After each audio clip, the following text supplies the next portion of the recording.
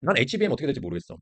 난 비메모리 어떻게 될지 모르겠어. 라고 하시는 분이 이 방송에서 얻어가야 될 가장 핵심 시청자층이 될 거고요. 그런 분들도 이런 컨셉으로만 보면 삼성전자 투자에서 성공 확률을 높일 수가 있습니다.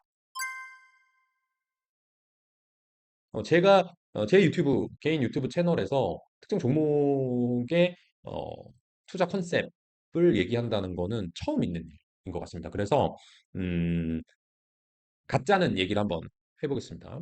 그 제 유튜브, 김현중 개인의 이 유튜브 채널임에도 불구하고 제가 펀드 매니저이기 때문에 다음과 같은 내용들을 주의해서 얘기하겠습니다. 이 영상은 공정한 시장 질서를 유지하고 건전한 투자 문화 조성을 위해 노력하는 자세를 가지고 하겠습니다. 이 영상에서는 불확실한 사항을 단정적으로 표현하거나 오해를 유발할 수 있는 주장 및 예측을 제공하지 않겠습니다. 또한 합리적인 논거 없이 주식시장이나 특정 금융 투자 상품의 가격 또는 다른 기업에 영향을 미칠 수 있는 내용을 언급하지 않습니다. 제가 책임질 수 없는 사안에 대해서도 언급하지 않습니다. 주가 조작 등 불공정 거래나 부당 권유 소지 내용이 없도록 하겠습니다. 자, 여러분들 공감하십니까? 이해하시죠? 이제 또 클립 영상만 딱 보고 얘가 이렇게 얘기했네 하시지 말고 제가 거기에다도 이 주의사항을 달아 놓도록 하겠습니다. 이런 얘기까지 한다는 건 제가 개인적 의견이지만 프라이드를 담아서 얘기하겠다라는 겁니다. 역대급 영상이 됐으면 좋겠네요. 자, 현재 상황 코스피 3,100 정도 됩니다. 며칠 전 기사를 보니까 삼성전자의 우리나라 전체 시가총액 비중이 14%라고 합니다. 한창 동학개미운동이 일어났던 코로나가 한창이던 2021년 1월에는 최대 25%까지 삼성전자가 우리나라 전체 주식시장에 차지하는 비중이 4분의 1까지 갔었는데 지금은 14%에 불과하대요. 코스피는 이렇게 많이 올랐는데 삼성전자 비중이 떨어져서 무슨 얘기죠? 해석하자면 삼성전자 말고 다른 놈들이 올랐다. 그러면 삼성전자까지 오른다면 여전히 삼성전자는 근데 시가총액 비중 1등이에요. 삼성전자가 오른다면 코스피의 탄력이 더 커지지 않겠냐라고 가정해 볼 수 있습니다. 예를 들어서 삼성전자의 시가총액이 예전에 400조 뭐 이런 얘기가 있었으면 지금 300조 정도 하는 것 같은데 그 400조가 고점인데 이게 고점에서 2배 정도 올랐다고 가정해 봅니다. 삼성전자 시가총액이 800조가 된다면 코스피는 그것만으로 3,800선이 됩니다. 거의 4천까지 가는 거죠. 그 얘기는 뭐냐? 지금 나머지 다 좋아. 근데 삼성전자 여전히 5만 전자나 6만 전자를 하고 있어. 나 9만 원에 물려 있는데 10만 원 간다고 했잖아요. 근데 그게 9만 원, 10만 원, 11만 원, 10만 원 넘어가지고 800조가 된다면 코스피는 가만히 있어도 3,800. 나머지가 조금씩만 올라주면 정말 전입니다. 4천을 갈 수가 있습니다. 그러면 삼성전자 다시 9만 전자 되냐? 10만 원, 11만 원, 12만 원 돼가지고 시가총액 정말 800조 될 수 있냐? 라는 게 아마 궁금하실 겁니다. 그래서 제가 저희 회사에서 직원들과 공유하기로 어, 하는 목적으로 만들었던 자료 중에 아주 일부를 가져왔습니다. 그래서 그 일부만 공개를 해보도록 하겠습니다. 중요한 거니까 공개하는 거겠죠. 자, 첫 번째 그림입니다. 자, 첫 번째 그림. 삼성전자의 12MFWD PB 추이. 이거 말이 어렵네? 라고 생각하실 수 있습니다. 12M은 12개월, 만테즈의 약자입니다. 12개월. FWD는 forward, 앞서다 라는 뜻입니다. PB는 여기까지 설명 못해요. PBR. 자본 총계 대비 비싸냐, 싸냐를 보는 지표입니다. 그래서 내가 가진 돈이 400조 있는데 시가총액이 400조다. 그럼 PBR이 1배. 가진 돈이 400조 있는데 시가총액 200조다. PBR 0.5배. 저평가 상황이겠죠. 가진 돈이 400조인데 시가총액이 800조다. 라고 하면 PBR 2배. 상대적으로 고평가 상황이겠죠. 그러니까 내년 기준으로 1년 후 기준으로 자본 총계를 예상한 다음에 그거랑 현재 시가총액이랑 비교한 걸 12MFWD PB라고 합니다. 그리고 보면 이게 2013년부터니까요. 12년 정도. 꽤 오랜 기간이에요. 꽤 오랜 기간. 저 같은 경우는 이렇게 경기 순환주 좋아졌다, 안 좋아졌다, 좋아졌다, 안 좋아졌다 하는 반도체, 조선, 뭐 화학, 건설, 뭐 정유 이런 기업들은 한 10년치는 보려고 합니다. 근데 대신증권에서 감사하게도 한 12년치를 주셨어요. 보면 이 회사가 가장 낮을 때 한 0.8배에서 거래됩니다. 2016년에 그랬고요. 최근 2025년에도 그런 모습을 보이고 있습니다. 가장 높게 거래되면 이때 코로나 때 빼고요. 1.6배 2013년에 2018년에 2020년에 그리고 2024년에 그러니까 어, 역사적으로 보면 삼성전자가 0.8배 오면 PBR이 저평가다. 1.6배 오면 고평가다 정도로 추정해 볼 수가 있습니다. 최근에 보면 1배에서 1.0배에서 쭉 올라서 거의 1.5배, 1.6배까지 갔다가 후루룩 쾅쾅 떨어져가지고 지금 0.8배에 거래되고 있습니다.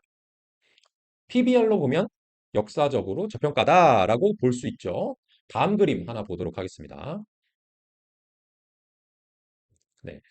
야후 파이낸스에서 제가 주가를 가져왔습니다. 이 맨 밑에 있는 놈, 이렇게 요거를 캔들 차트라고 하죠. 봉 차트로 있는 애가 삼성전자. 이게 언제부터냐? 2023년 하반기부터 보면은 어, 거의 2년 동안 마이너스예요. 마이너스. 2년 동안 마이너스 17%. 가장 높은 놈, 똑같은 때에서 시작한 거예요. 2023년 7월부터 시작한 거예요. 요 분홍색 뭐냐? 분홍색 TSMC, 타이완 세미컨덕터 라는 회사. 예. 이 회사는 삼성전자가 마이너스 17% 하는 동안 129% 올랐어요. 자, 두 번째 청록색 SK 하이닉스. 지금 시가총액 2위 됐죠. 예전에 LG 엔솔의 자리를 아주 꽤 찼습니다. SK 하이닉스는 2년 동안 97% 올랐어요. 그 다음에 요 보라색 뭐냐? 보라색 마이크론입니다. 미국의 마이크론 2년 동안 주가가 66% 올랐습니다. 자, 지금 제가 어떤 회사들 주식 가격을 가져왔죠? TSMC, SK 하이닉스, 마이크론, 삼성전자. 다 뭐 하는 회사들이다?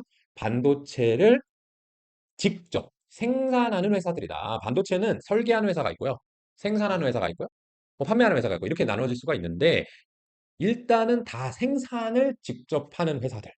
그러니까 삼성전자랑 비슷한 일을 하는 회사들을 갖다 놨어요. 근데 실제 주가 상승률, 하락률에서도 보이고 여기 그림 보면 쭉 비슷하게 가고 있죠? 비슷하게 가다가 10월부터 2023년 10월부터 요 세 놈들은 똑같이 움직여요. 쫙 올라가다가 조금 내려갔다가 올라갔다가 내려갔다가 올라가는. 근데 삼성전자는 요 10월에서부터 뭐 조금 올라가긴 했는데 그 이후로 뭐 맥을 못 칩니다. 2023년 10월에 무슨 일이 있었을까요?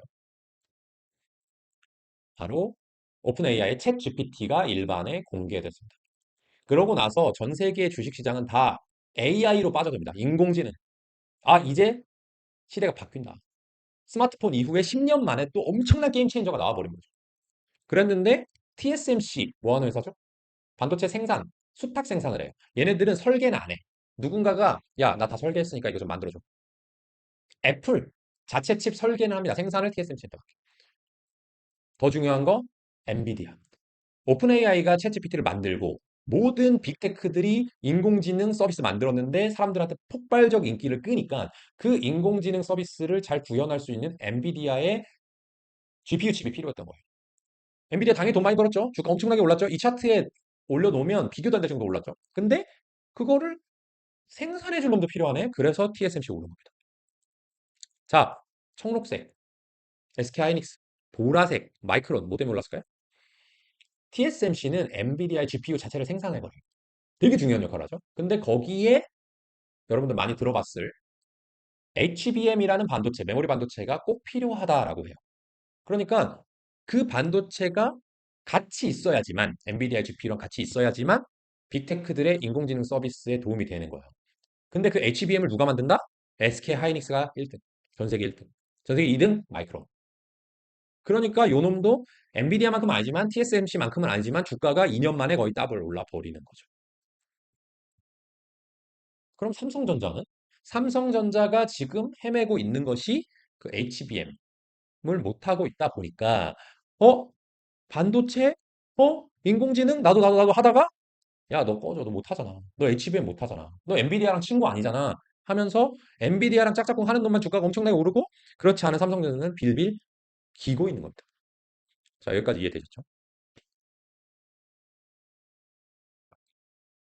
그 얘기는 제가 좀 이따 다시 할 거예요. HBM 얘기는. 그런데 더 중요한 걸 하나 말씀드리면 삼성전자의 전체 기업 가치를 볼 때 뭐가 중요하냐? 삼성전자의 비즈니스 모델. 산업의 특성은 뭐다? 가장 중요한 게 뭐다? 기술주다? 이런 거 아니야. 연구개발? 이런 거 아니야. HBM, AI 이런 거 아니야. 더 중요한 건 뭐냐면 1번은 이 회사가 돈을 버는 방법. 어떻게 벌어요? 공장을 열심히 지어. 설비 투자를 열심히 해. 그 다음에 생산을 막 해서 돈을 벌어. 돈을 많이 벌었죠?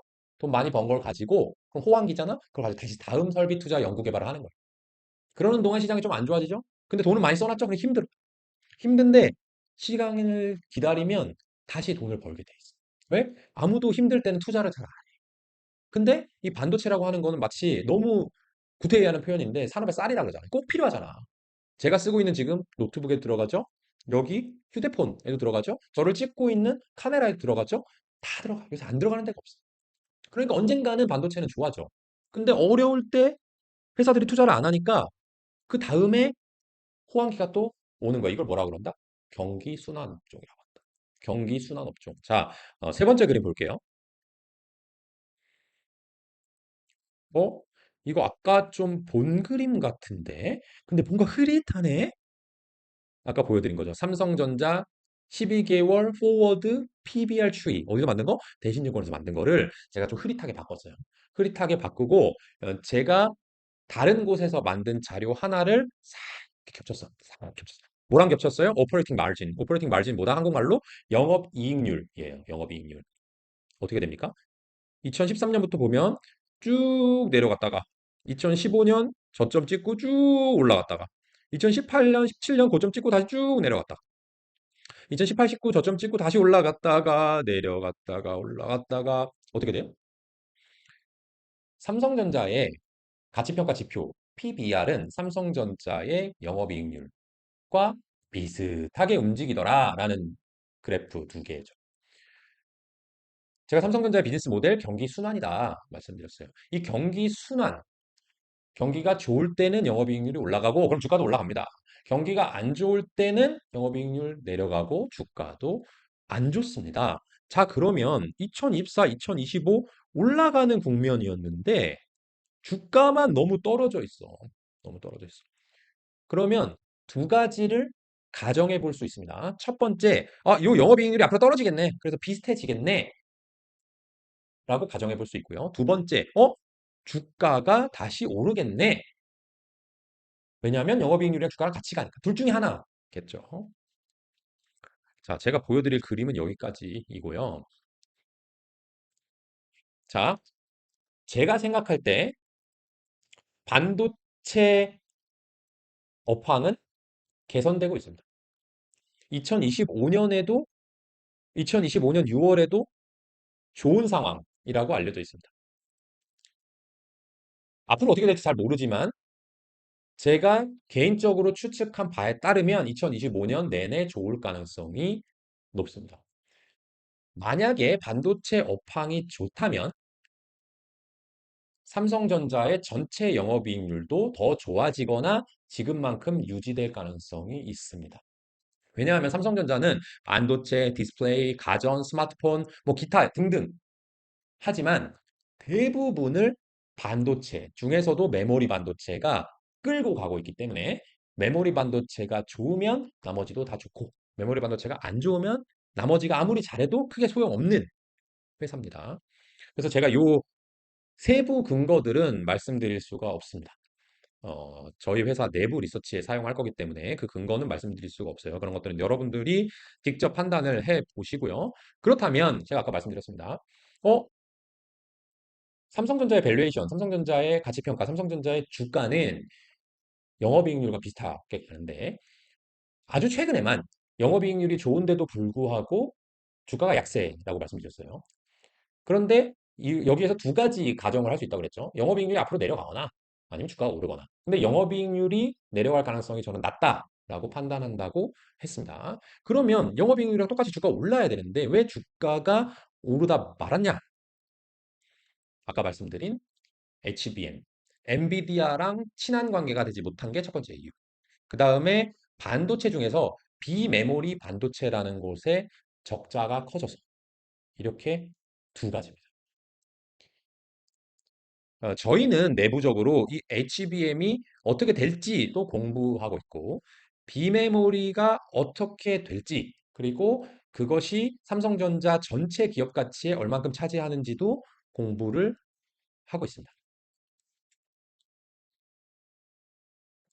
자, 하지만 여러분들은 직접 공부를 해보셔야 될 거고요. 이제부터가 가장 중요합니다.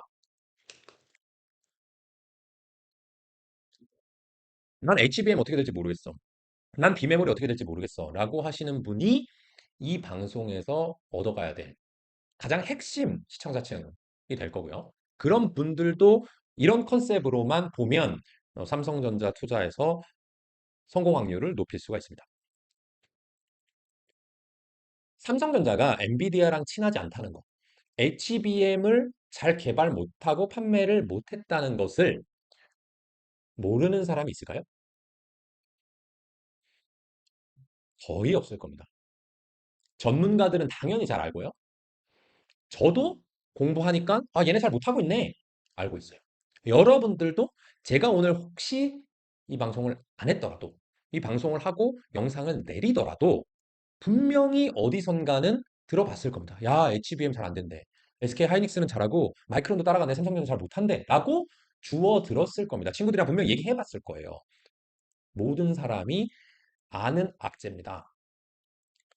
모든 사람이 아는 악재는 주가가 하락하는 것에 다 반영이 돼 있습니다. 만약에 삼성전자가 저희가 아는 것과 달리 HBM 기술을 막 잘 개발을 하고 엔비디아에 막 공급을 하고 돈을 많이 번다면 SK 하이닉스를 막 따라잡는다면 삼성전자는 아까 봤던 PBR 차트에서 아랫부분이 아니라 바로 윗부분으로 치솟을 겁니다.